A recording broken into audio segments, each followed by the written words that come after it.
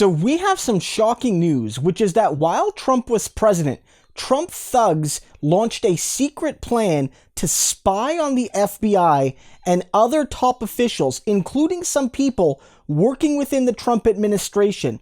These include some of the folks that were crucial in spreading disinformation and misinformation for Trump in the run-up to the 2020 election. I want to read you just an excerpt from some New York Times reporting. It says, Project Veritas assigned female undercover operatives to arrange dates with FBI employees and other officials and secretly record them, with the aim of capturing any disparaging comments made about Trump. The women had code names like Brazil and Tiger. And so you can see top people within the Trump ecosystem were using their resources to spy on the federal government to help Donald Trump. Now, did Donald Trump play a direct role in this? The article isn't sure. It's not clear whether Donald Trump directly, unequivocally ordered some of his cronies to spy on the federal government. But what it does show, when combined with the fact that we saw earlier that Donald Trump used the federal government to spy on journalists at the Washington Post,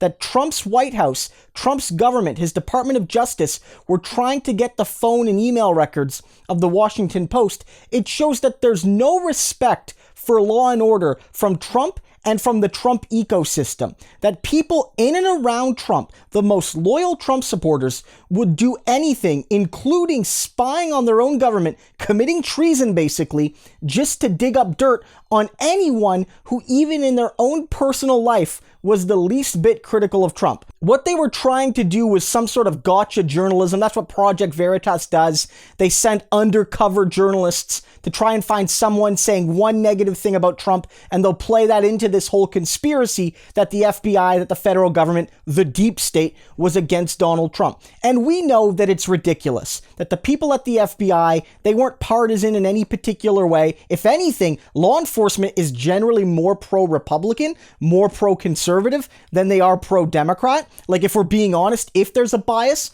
law enforcement would likely be more pro-Trump than anti-Trump. But in any case, why this matters is it not only shows that there was utter corruption throughout the entire Trump White House, the entire Trump administration, but that it went to the Trump movement. And that's why this matters, because I think Trump's going to run again.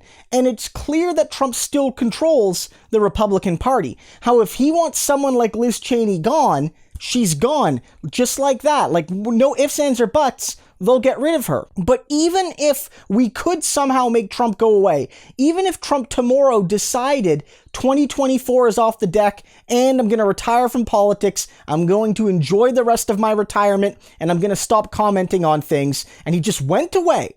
He went away forever. He would still have infected American politics with these anti-democratic thugs. People who feel it's their right and their duty to basically break down any semblance of privacy and democracy and systems of government just to serve their own interests. This is the stuff of fascism. This is the stuff of fascism, guys. You literally have top operatives within the Trump movement using what they can to spy on the government to find disloyal people and expose them. It's a good thing Trump is out of office, because these are the things we likely never would have found out about. And the more time Trump has been out of office, the clearer it is that he can never be allowed to be back in office, nor should any other Republican.